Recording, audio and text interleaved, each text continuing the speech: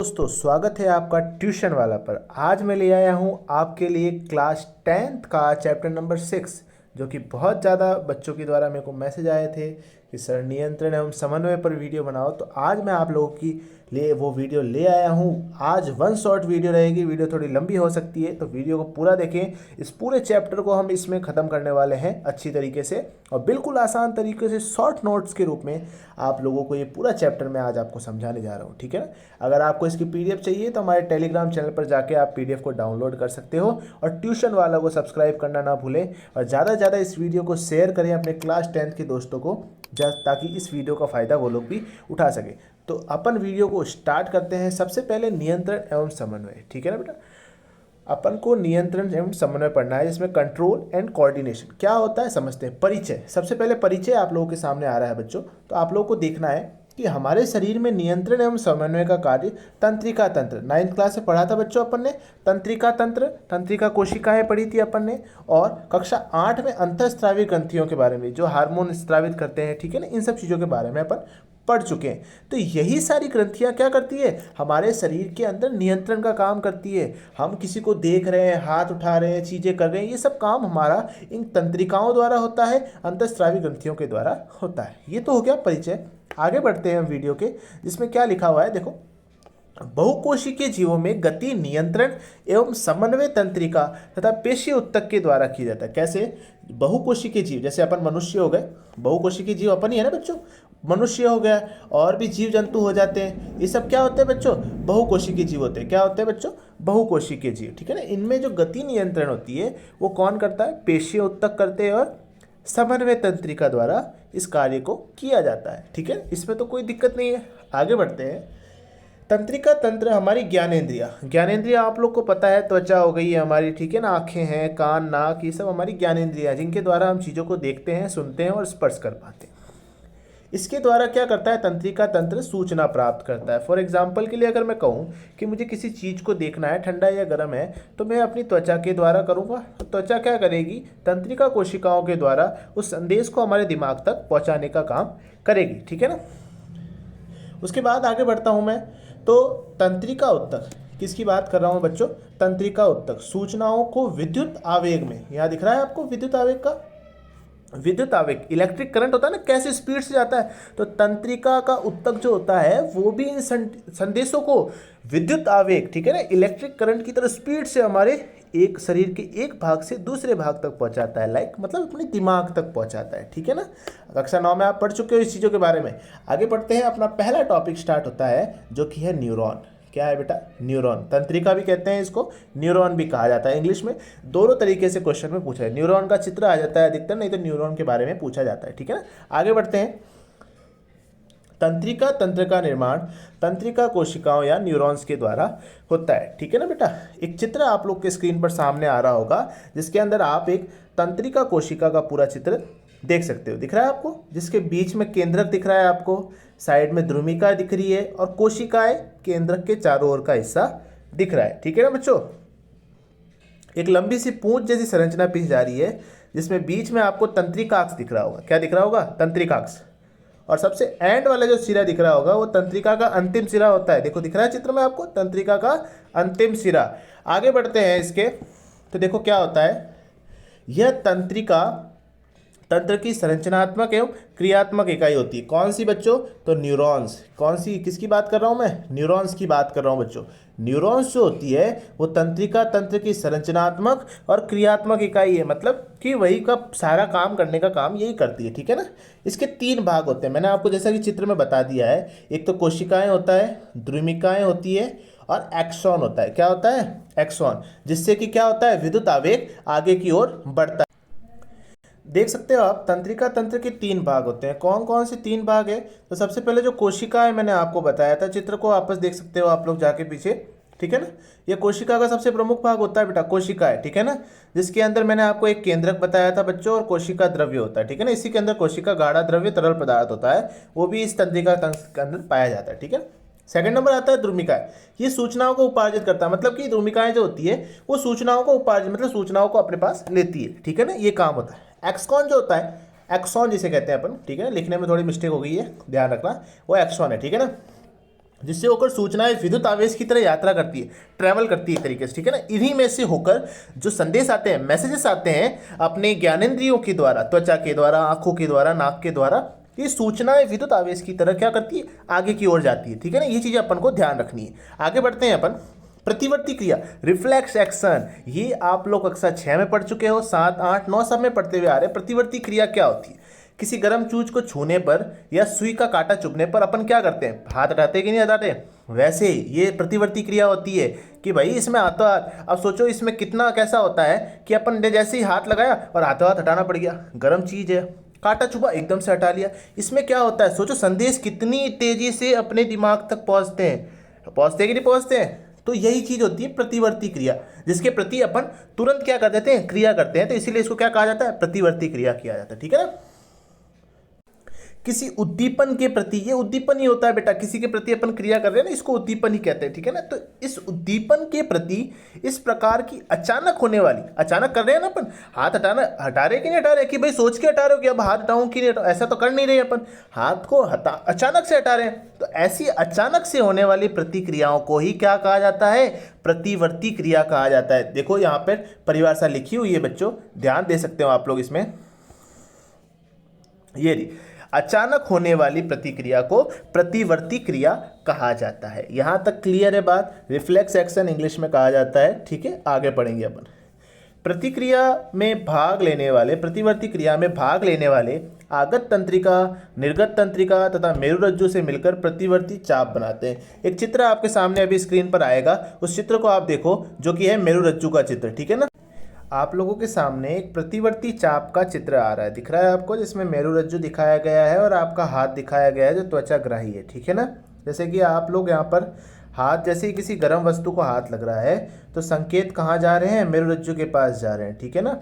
ये संकेत बाद में कहाँ जाते हैं, मस्तिष्क के पास जाते हैं। आप लोगों को ये चीज़ें ध्यान रखनी होगी बच्चों, ठीक है ना। संकेत जाएंगे दिमाग के पास बाद में, ठीक है ना। उससे पहले ये जो मेरुरज्जु है ये हमें हाथों हाथ क्या करता है, प्रतिवर्ती क्रिया कराता है, ठीक है ना।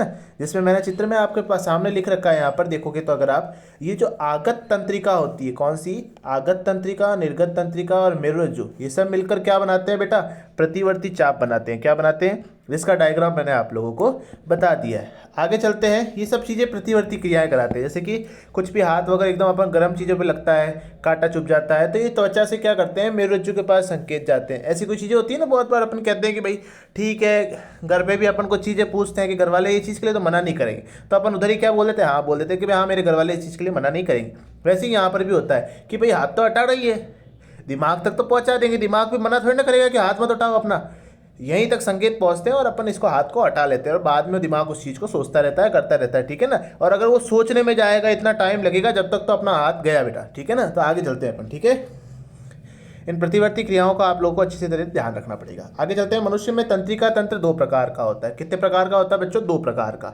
केंद्रीय तंत्रिका तंत्र, ध्यान रहे ये नोट्स बहुत इंपॉर्टेंट है, आप लोग को पीडीएफ चाहिए हो तो टेलीग्राम पर जाकर ज्वाइन हो जाए हमारे टेलीग्राम चैनल पर, और वहाँ से इस पीडीएफ को डाउनलोड आप लोग कर सकते हो, ठीक है।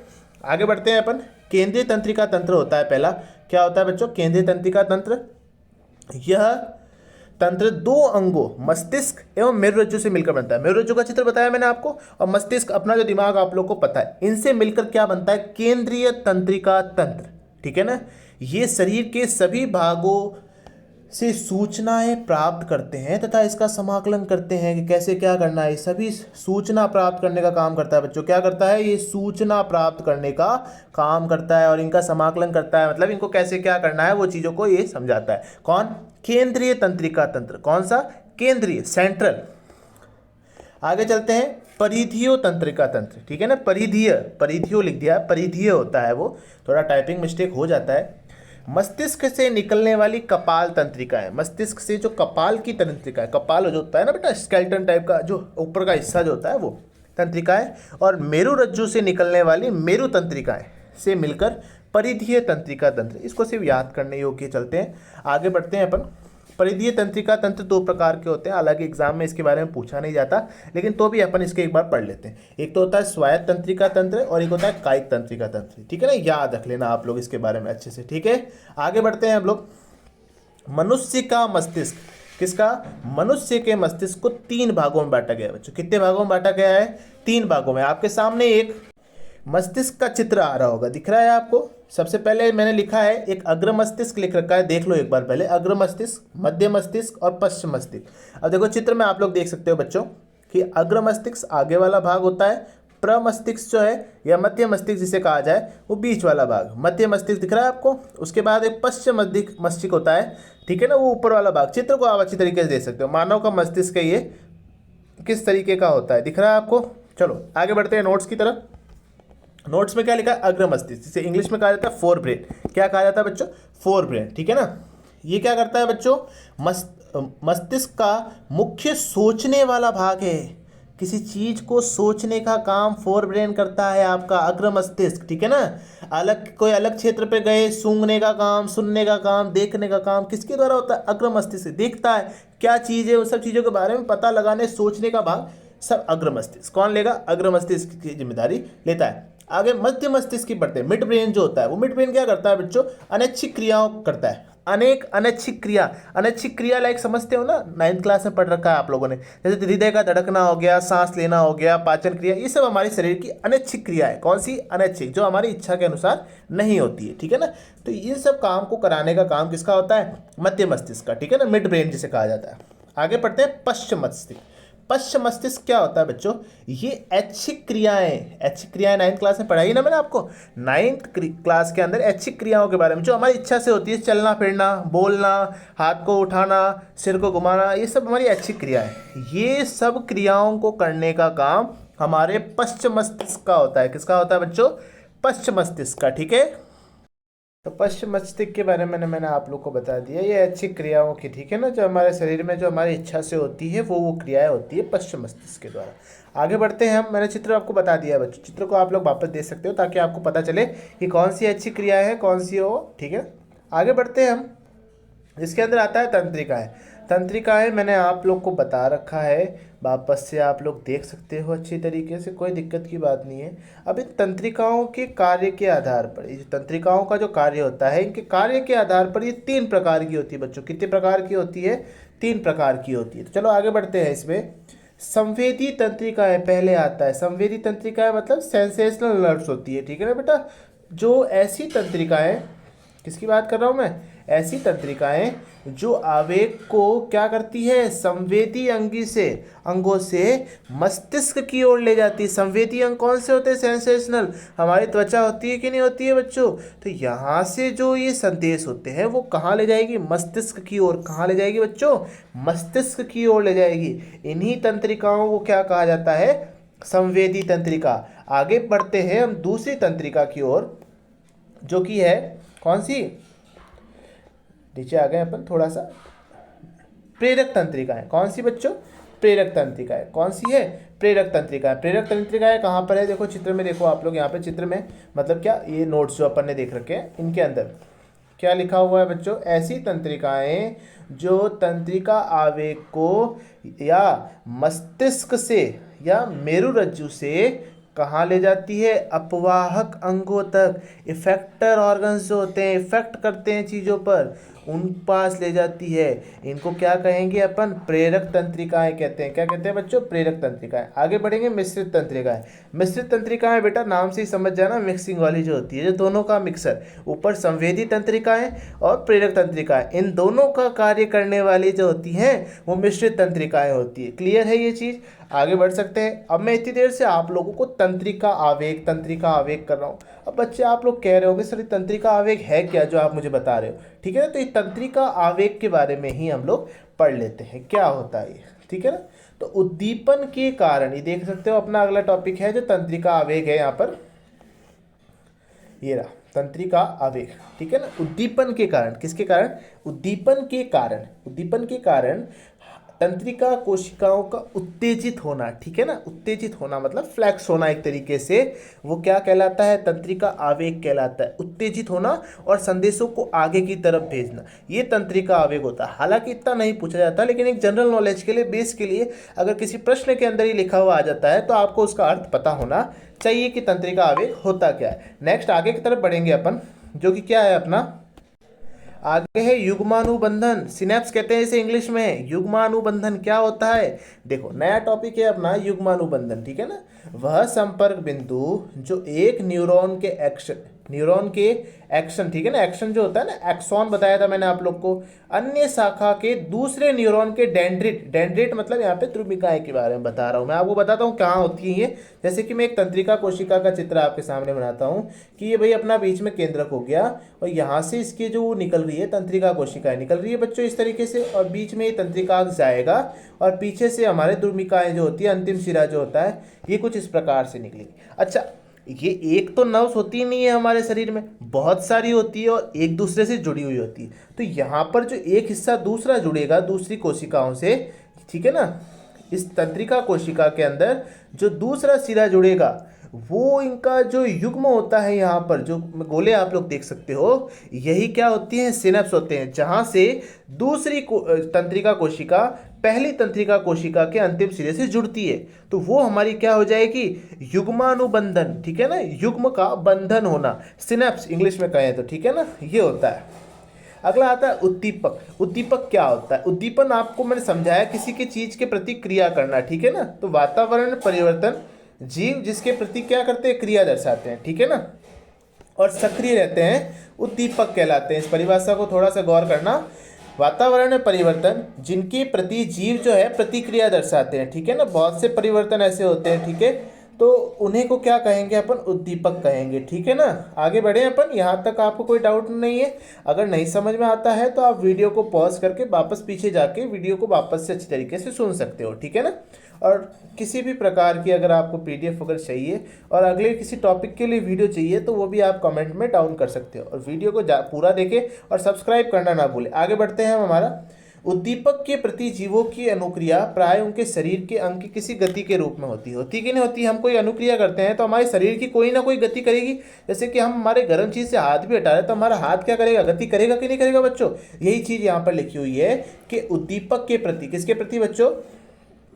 उद्दीपक के प्रति जीवों की अनुक्रिया प्राय उनके शरीर के कोई अंग, शरीर का कोई ना कोई अंग गति करेगा ही करेगा अगर उद्दीपक के प्रति वो अनुक्रिया करता है, ठीक है।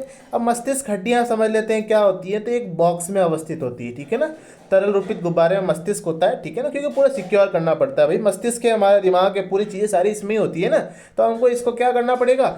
स्टोर करके अच्छी तरीके से रखा हुआ होता है, ठीक है ना। आगे बढ़ते हैं, पादप। अब पादप के अंदर हम गतियां पढ़ेंगे, ये तो अब तक अपन ने मानव के अंदर पढ़ ली। अब पौधे जो होते हैं, पादप होते हैं, वो भी तो गति पकड़ करते हैं, कैसी कैसी गतियां करते हैं उनके बारे में अब अपन को पढ़ना पड़ेगा। तो नेक्स्ट आता है, पादप में दो प्रकार की गतियां होती है। कैसी होती है बच्चों? दो प्रकार की गतियां होती हैं। एक तो होती है वृद्धि पर आश्रित गति। कौन सी होती है बच्चों?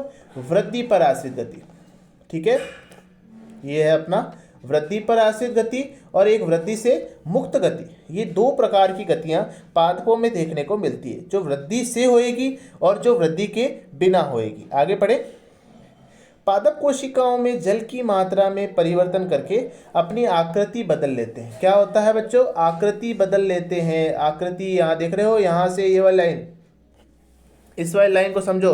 पादप कोशिकाएं जो होती है ना, उनमें जल की मात्रा में परिवर्तन, जल ज़्यादा या कम करके अपनी आकृति बदल लेती हैं, ठीक है ना, अर्थात इनके फूलने और सिकुड़ने से उनका आकार बदलते रहता है। किसका? पादपों का। याद रखना है आपको अच्छी तरीके से, ठीक है ना। अच्छा, पादपों में होने वाली मुख्य रूप से गतियां कौन सी होती हैं, तो आपको मैं बता दूं, एक कंपनुकूचनी गति होती है। कंपनुकूचनी गति क्या होती है? एग्जाम में सवाल आता है, ठीक है ना, 1 नंबर का सवाल या 1.5 नंबर के सवाल में या 2 नंबर के सवाल में अंतर पूछ लिया जाता है 2-3 गतियों का, तो उसमें ये गति भी सम्मिलित होती है, तो आप लोग को याद करना पड़ेगा, ठीक है ना। उसके बाद पादपों में होने वाली गतियों के बारे में अपन जब देख रहे थे, तो कंपनुकूचनी गति जो क्या होती है, तो बलकृत उत्तेजना से यह गति होती है। जैसे कि किसी पत्ती पर या किसी पादप पर अगर हम बल लगाते हैं, तो उस बल लगाने से उस पादप के अंदर जो इस प्रकार की जो गति होती है, उसको कहते हैं कंपनुकूचनी गति, ठीक है ना। आपको चित्र में दिख रहा है यहाँ पर एक माई मोशा प्यूडिका, ये रासायनिक नाम है। माईमोसा प्यूडिका, ये जो है छुई मुई का जो पौधा होता है बच्चों, उसका क्या है? रासायनिक नाम है। याद रखना पड़ेगा आपको। ये वाला चित्र में देख सकते हो आप, यहाँ पे ये दिख रहा है, ये माइमोसा प्यूडिका, ये किसका है? छुई मुई के पादप का। आपके सामने स्क्रीन पर एक चित्र आ रहा होगा जो कि छुई मुई के पौधे का है, जिसमें एक तरफ देखो पत्तियां दिख रही है आपको, उस पत्तियों में दूसरी तरफ जो दूसरा पौधा देख सकते हो आप लोग यहाँ पर, उसके अंदर जैसे ही उसको अपन टच करते हैं तो वो क्या हो जाती है बेटा, पूरा उसके अंदर का जो जल है वो बाहर निकल जाता है, ठीक है ना। एक तरीके की इसकी जो प्रेरक कोशिकाएं जो होती है ना, जो आवेग को आगे भेजती है, उन कोशिकाओं पर दाब पड़ता है, उसमें से पूरा पानी बाहर निकल जाता है, और उसके अंदर पानी ही होता है, वो पानी बाहर निकल जाएगा तो क्या हो जाएगी, पिचक जाएगी। तो सेकंड चित्र में आप लोग ये चीज़ें देख सकते हो कि कैसे छुई मुई का पादप होता है, हाथ लगाने पर कैसे मुरझा जाता है, ठीक है। आगे चलते हैं, देखो क्या है, इनमें प्रेरक कोशिकाओं पर दाब पड़ते ही जल निकल जाने से पानी निकल जाता है इसमें, और स्फीति समाप्त हो जाती है, और स्थल होने से पत्तियां क्या हो जाती है, झुक जाती है। चित्र में आप लोग देख चुके हो। दाब हटाने पर वापस से आप जैसे हटाओगे ना दाब, तो कुछ समय बाद जैसे ही इनमें जल वापस का होगा वो, तो उससे वो वापस अपनी मूल अवस्था में आ जाएगी। नेक्स्ट जो है अपना, वो है प्रकाश अनुवर्तन गति। कौन सी है बच्चों? प्रकाश अनुवर्तन, ठीक है। चित्र में देख सकते हो आप लोग। आगे बढ़ते हैं, प्रकाश अनुवर्तन गति क्या होती है? तो प्रकाश के पादप से पादप अंग गति करते हैं कि नहीं करते? अच्छा, प्रकाश की तरफ कक्षा 6 में आप लोगों ने ये चीज़ें पढ़ रखी है, जिसने नहीं पढ़ी है वो एक बार वापस देख ले उन चीज़ों को। तो प्रकाश अनुवर्तन मतलब जिस जिस जगह पर उस पौधे को प्रकाश मिलेगा वहाँ वहाँ से तो वो गति करेगा, लेकिन दूसरी तरफ का हिस्सा जिसको प्रकाश नहीं मिल रहा है तो वो गति नहीं करता है। तो ऐसी गतियाँ क्या होती है? प्रकाश अनुवर्तन होती है। इसमें लिखा क्या है वो देख लेते हैं अपन। तो प्रकाश के प्रभाव से पादप अंग गति करते हैं। तना जो होता है, तन लिखा हुआ आया बच्चों यहाँ पे, तना होता है, ठीक है। तना प्रकाश की ओर गति करता है तथा धनात्मक अनुवर्तक होता है। अच्छा, तना कहाँ करेगा? प्रकाश की तरफ करेगा, तो ये धनात्मक प्रकाश अनुवर्तक। और जड़ क्या करेंगे? प्रकाश से दूर की तरफ, पीछे की तरफ करेंगे, तो ये होगा ऋणात्मक प्रकाश अनुवर्तक, ठीक है। परिभाषाओं को याद रखना अच्छे से। और अगर इसकी पीडीएफ चाहिए तो आप मेरे टेलीग्राम चैनल पर जाकर, जो कि यहाँ पे मैंने बायो में यहाँ पर दे दिया है, वहाँ पर जाके आप इसकी पूरी पीडीएफ भी ले सकते हो। आगे बढ़ते हैं अपन। अब आता है गुरुत्वानुकर्तन। गुरुत्वानुकर्तन समझते हो ना आप लोग, गुरुत्वाकर्षण वाला ही वही चीज़ है, ठीक है। इसमें होता क्या है, देखो तना जो है वो गुरुत्वाकर्षण से दूर जाता है कि नहीं? आपको पता है गुरुत्वाकर्षण बल कहाँ लगता है? नीचे की तरफ लगता है। और तना कहाँ चढ़ बढ़ता है? ऊपर की तरफ। तो ये विपरीत दिशा में जाता है कि नहीं जाता है बच्चों? तो इसको कहेंगे ऋणात्मक गुरुत्वानुकर्तन। क्या कहेंगे बच्चों? ऋणात्मक। क्यों? क्योंकि विपरीत दिशा में जा रहा है, किसके? गुरुत्वाकर्षण की दिशा के, ठीक है ना।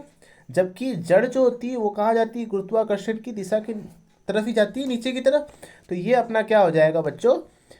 धनात्मक, ठीक है ना। ये क्या हो जाएगा? धनात्मक गुरुत्वाकर्षण। अब तीसरी जो गति होती है पौधों के अंदर, वो होती है जलानुवर्तन गति। कैसी गति? जलानुवर्तन गति। जड़ जो होती है वो सदैव कहाँ जाती है? जल की ओर। जल कहाँ होता है? नीचे की तरफ होता है, तो धनात्मक जलानुवर्ती। कौन सी? धनात्मक जलानुवर्ती। परंतु जो तना होता है, तन लिखा हुआ है, थोड़ा टाइपिंग मिस्टेक हो जाता है तो आप लोग उसको देख लें। तना जो होता है वो जल से दूर की तरफ जाता है, ठीक है ना। ऊपर की तरफ वृद्धि करता है कि नहीं करता है? तो इसको कहेंगे अपन ऋणात्मक धनवर्ती। क्या कहेंगे? ऋणात्मक जलानुवर्ती। समझ में आ रही है चीज़? नहीं समझ में आवे तो आप लोग पीछे एक बार जाके पॉज करके वीडियो को वापस से इस चीज़ों को सुन सकते हो। आगे बढ़ते हैं अपन। अब आती है स्पर्शनुवर्तन गति। स्पर्शनुवर्तन मतलब स्पर्श करने से जो गति होती है वो वाली गति, ठीक है ना। क्या लिखा है? यह गति स्पर्श या संपर्क के कारण प्रेरित होती है। मतलब इस पौधों को इसमें क्या करते हैं अपन? स्पर्श करते हैं, उस कारण इनमें जो गति होती है वो स्पर्शानुवर्तन, ठीक है। इससे पौधे का वह भाग जो स्पर्श में नहीं रहता, जिसको अपन छूते नहीं है, वो अधिक वृद्धि करता है, ठीक है ना। और जो छू लेते हैं, जिसमें स्पर्श हो जाता है, वो गति करना बंद कर देता है। आगे बढ़ते हैं, रसायन अनुवर्ती क्या होता है? ये सब सिर्फ याद करने, हालांकि इतना पूछा नहीं जाता है। ऊपर के मेन टॉपिक जो मैंने आपको बताया वही ज़्यादा पत्थर पूछे जाते हैं, लेकिन पार्ट में दिया हुआ है इसलिए अपन को ये पढ़ना जरूरी होता है। रसायन अनुवर्ती गति, ये क्या होता है? यदि गति रसायन उद्दीपन के कारण होती है तो उसे रसायन अनुवर्ती कहते हैं। जैसे परागनली जो होती है, आप लोगों ने पढ़ा है, पराग कोश का परागकण से जो होता है ना, परागनली से होते हुए जाता है बीजांड, उसमें भ्रूण का विकास होता है, इस प्रकार से वृद्धि करना। अब आगे पढ़ते हैं हार्मोन्स के बारे में। किसके बारे में पढ़ेंगे बच्चों? पादप हार्मोन। पादप हार्मोन क्या होता है बेटा? देखो सबसे इंपॉर्टेंट टॉपिक है, पूछा जाता है बार बार। तो वृद्धि को नियंत्रित करने या संचालित करने कुछ रासायनिक पदार्थ होते हैं। भाई पादपों के अंदर वृद्धि को नियंत्रित करना और संचालित करने के लिए कुछ रासायनिक पदार्थ होते हैं। उन रासायनिक पदार्थ कौन संश्लेषित करता है? पादपों के द्वारा। इन रासायनिक पदार्थों को ही क्या कहा जाता है बच्चों? हार्मोन कहा जाता है। ये जो रासायनिक पदार्थ होते हैं ना, जो पौधों के अंदर कुछ वृद्धि को नियंत्रित करते हैं या संश्लेषित करते हैं या संचालित करते हैं, उन्हीं को क्या कहा जाता है? पादप हार्मोन। अच्छा, पूछा जाता है एग्जाम में पादप हार्मोन क्या होते हैं और कितने प्रकार के होते हैं। तो इसके कुछ प्रकार दिए हुए हैं। ये 3 प्रकार के होते हैं। एक तो ऑक्सिन होता है, ठीक है, चित्र में नीचे देखो, आप वीडियो में देख सकते हो। ऑक्सिन है, जिब्रेलिन है और साइटोकाइनिन। ये 3 प्रकार के पादप हार्मोन है जिनमें पूछा जाता है। आप लोगों को याद रखना है कि पादप हार्मोन क्या होते हैं, कितने प्रकार के होते हैं, ये चीज़ें आपको ध्यान रखनी पड़ेगी, ठीक है। वीडियो को आगे बढ़ते हैं, चलो। अब आता है वृद्धि निरोधक पदार्थ। वृद्धि निरोधक, निरोधक का तात्पर्य क्या होता है बच्चों? निरोधक मतलब रोकना, ठीक है ना। तो वृद्धि को रोकने वाले पदार्थ कौन से होते हैं? तो पादप वृद्धि हार्मोन पौधों की वृद्धि को प्रेरित करते हैं। वृद्धि हार्मोन तो क्या करेंगे? वृद्धि करेंगे। लेकिन कुछ ऐसे भी रासायनिक पदार्थ होते हैं जो वृद्धि को संदर्भित करते हैं, मतलब रोकते हैं।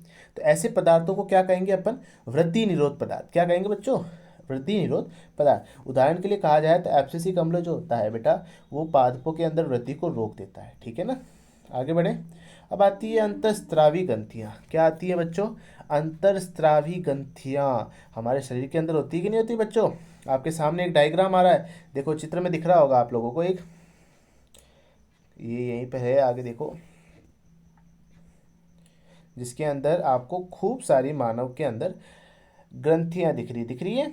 हाइपोथैलेमस है, पीयूष ग्रंथि है, थाइमस ग्रंथि है, अग्नाशय है, वृषण है, अधिवृक्क ग्रंथियां हैं, और ऐसी की ऐसी मादा के अंदर भी है और नर के अंदर भी है कि नहीं है। गर्भाशय दिख रहा है आपको, अंडाशय दिख रहा है। ये सब क्या है? हमारी अंतःस्रावी ग्रंथियां, मानव की अंतःस्रावी ग्रंथियां, उनके बारे में ही अपन अब पढ़ने जा रहे हैं, ठीक है। आगे बढ़ते हैं। ये ग्रंथियां अपने स्त्राव सीधे रक्त में छोड़ती है। क्यों? सीधा इनका जो स्त्राव होता है ना बेटा, ये डायरेक्ट रक्त के अंदर होता है। ऐसा क्या कारण है? तो इनमें नलिका का अभाव होता है, नलिकाएं नहीं होती है, ठीक है। देखो यहाँ लिखा है ना, इसमें नलिका का अभाव होता है, इसलिए इन्हें नलिका विहीन ग्रंथियां भी कहा जाता है। अंत सवाल आता है, नलिका विहीन ग्रंथियों से क्या तात्पर्य है? तो आपको याद होना चाहिए, अंतःस्रावी ग्रंथियों को ही क्या कहा जाता है? नलिका विहीन ग्रंथि कहा जाता है। क्या कहा जाता है बच्चों? नलिका, ठीक है ना। इन ग्रंथियों के स्त्राव का को क्या कहते हैं? हार्मोन कहते हैं। हार्मोन क्या होता है? देखो, यह अंतःस्रावी ग्रंथि से स्रावित रासायनिक पदार्थ है। ये कैसा एक रासायनिक पदार्थ है? अंतःस्रावी ग्रंथियों से, किससे? अंतःस्रावी जो ग्रंथियां होती है उससे एक रासायनिक पदार्थ बाहर निकलता है, वही होता है, ठीक है ना, हार्मोन। जिससे क्या होता है? रक्त में स्रावित किया जाता है, रक्त में डाला जाता है। ये शरीर के विभिन्न अंगों में पहुंचकर कार्यों को प्रभावित करता है, ठीक है ना, यही काम होता है इसका। अब मनुष्य की अंतःस्रावी ग्रंथियां, जैसा कि आप लोगों ने चित्र में देख लिया था, पीछे चित्र बता दिया, तो पीयूष ग्रंथि, थायराइड ग्रंथि, पैराथायरॉइड्स ग्रंथि, अधिवृक्क या एड्रिनल ग्रंथि। एड्रिनल ग्रंथि अधिकतर एग्जाम में लिखा हुआ जाता है, बच्चे कंफ्यूज हो जाते हैं क्या है, लेकिन अधिवृक्क ग्रंथि ही एड्रिनल ग्रंथि है, ठीक है ना। कभी कभी बोथ लैंग्वेज सेम ही रह जाती है, तो आपको याद रखना पड़ेगा। थॉमस ग्रंथि होती है, अग्नाशय होता है, और वृषण एवं अंडाशय। वृषण तो नर के अंदर पाया जाएगा और अंडाशय मादा के अंदर पाया जाएगा। ये चीज़ें आपको याद रखनी पड़ेगी। इसके बाद नोट लिखा है मैंने यहाँ पर, देखो, पीयूष ग्रंथि से निकलने वाले एक हार्मोन को वृद्धि हार्मोन कहते हैं। देखो कौन सा? पीयूष ग्रंथि जो बताई ना, अगर आपको नहीं पता है तो चित्र में आप पीछे आके वापस देख सकते हो। पीयूष ग्रंथि से जो हार्मोन होता है ना, कौन सा स्त्रावित होता है? वृद्धि हार्मोन। याद रखना पड़ेगा, एग्जाम में पूछा जाता है पीयूष ग्रंथि से कौन सा हार्मोन स्त्रावित होता है, तो आपको पता होना चाहिए वृद्धि हार्मोन। 4 ऑप्शन में एमसीक्यूज में ही पूछे जा सकते हैं, ठीक है ना। अच्छा, ये हार्मोन करता क्या है? तो शरीर की वृद्धि और विकास को नियंत्रित करता है, ठीक है ना। यदि बाल्यकाल में इस हार्मोन की कमी हो जाती है तो इंसान बौना रह जाता है, ठीक है ना। तो वृद्धि हार्मोन तो उसके अंदर होना ही चाहिए, जिससे उसके शरीर में क्या होती रहे? वृद्धि होती रहेगी, ठीक है। अगला जो आता है वृषण एवं अंडाशय। वृषण एवं अंडाशय से क्या होता है? देखो, वृषण जो होता है वो नर हार्मोन स्रावित करता है। वृषण जो होता है वो कैसा हार्मोन? नर हार्मोन। नर हार्मोन को कहते हैं टेस्टोस्टेरोन। क्या कहते हैं बच्चों? टेस्टोस्टेरोन। और मादा हार्मोन को कहा जाता है एस्ट्रोजन। ये चीज़ें बहुत इंपॉर्टेंट है, इनको याद कर लो अच्छी तरीके से, बार बार एग्जाम में आती है और बार बार इसके आपको याद करने पड़ेंगे, ठीक है ना। तो अच्छे से याद करोगे तो ज़्यादातर नंबर आने के चांस रहेंगे। अगला आता है थायराइड ग्रंथि। थायराइड ग्रंथि होती है ना गले के अंदर, ये वाली, ठीक है ना। इसके द्वारा स्रावित हार्मोन थायरोक्सिन कहलाता है। पूछा जा सकता है थायराइड ग्रंथि से कौन सा हार्मोन स्रावित होता है? थायरोक्सिन होता है बच्चों। कौन सा होता है? थायरोक्सिन, ठीक है। थायरोक्सिन हार्मोन के संश्लेषण हेतु थायराइड ग्रंथि का आयोडीन की आवश्यकता होती है। आयोडीन पता है, नमक के अंदर आयोडीन पाया जाता है, ठीक है ना। जिससे क्या होता है? थायरोक्सिन हार्मोन का स्रावण हो सकता है। अगर इसकी कमी हो जाती है, किसकी? आयोडीन की। आयोडीन की कमी हो जाएगी तो कौन सा रोग हो जाएगा बच्चों? गॉइटर, गॉइटर रोग, ठीक है ना। इसकी कमी से ही होता है, आपको याद रखना है। गॉइटर रोग आयोडीन की कमी से होता है, ठीक है ना। आयोडीन कहाँ होता है, नमक में मिल जाता है। हमें आयोडीन ज़्यादा से ज़्यादा नमक का सेवन करना चाहिए, ठीक है ना, उसके हिसाब से अपन को, ज़्यादा भी नहीं, नॉर्मल हिसाब से, ठीक है ना, ताकि आयोडीन की आपूर्ति होती रहे, पूर्ति होती रहे। थायरोक्सिन, थायरोक्सिन कार्बोहाइड्रेट, प्रोटीन और वसा के पचाए पर, वसा, वास लिख दिया है, वहाँ पे वसा है, ठीक है ना, वसा के उपापचय पर नियंत्रण रखता है, ठीक है ना, कौन, थायरोक्सिन। अब आता है इंसुलिन हार्मोन। इंसुलिन क्या होता है, इसका निर्माण कहाँ होता है बच्चों, अग्नाशय में होता है। अग्नाशय मैंने आपको चित्र के अंदर बता दिया है, आप लोग एक बार वापस से पीछे वीडियो करके अग्नाशय को देख सकते हो, और किताब में आपके ये सारे चित्र दिए हुए हैं, तो आपको इसको देखने की कोई जरूरत नहीं, ठीक है ना। इंसुलिन हार्मोन क्या होता है बेटा, ये अग्नाशय के द्वारा होता है, ठीक है ना। इस हार्मोन की कमी से मधुमेह नामक रोग होता है, ठीक है, डायबिटीज कहते हैं जिसे अपन, तो मधुमेह नामक रोग होता है। अब अगला आता है एड्रीनल ग्रंथि। एड्रीनल ग्रंथि क्या है बच्चों, तो एड्रीनल ग्रंथि एक जोड़ी के रूप में पाई जाती है, जोड़ा होता है ना, ठीक है ना, और वृक्क के ऊपर टोपी के रूप में पाई जाती है, तो याद करने लायक है बस, ठीक है ना, एड्रीनल ग्रंथि। उसके बाद इससे स्रावित हार्मोन को एड्रीनल, ये याद करने का बहुत ज़्यादा इंपॉर्टेंट है कि एड्रीनल ग्रंथि से कौन सा हार्मोन स्रावित होता है, तो एड्रीनलिन, कौन सा, एड्रीनलिन, याद रखना है आपको। एड्रिनल हार्मोन के प्रभाव से हृदय स्पंदन दर, रुधिर ताप, उपापचय दर और ग्लूकोज की मात्रा सब बढ़ जाते हैं। इस हार्मोन के प्रभाव से बेटा रोंगटे खड़े हो जाते हैं, इसको क्या कहते हैं, एड्रिनल हार्मोन, कौन सा, एड्रिनल हार्मोन, ठीक है, शरीर में एकदम जोश जगा देता है, ठीक है। तो ये इस अध्याय को हमने एक शॉर्ट नोट के रूप में पूरा कर दिया है, और ज़्यादा से ज़्यादा इस वीडियो को शेयर करें, ठीक है ना। और इसकी अगर पीडीएफ आपको चाहिए तो वो मेरे बायो में मिल जाएगी आपको, टेलीग्राम की, आप उसमें जाके वो पीडीएफ को डाउनलोड कर देते हो। ट्यूशन वाला को लाइक करो और शेयर करो वीडियो को, और सब्सक्राइब करें चैनल को, ठीक है। Thank you.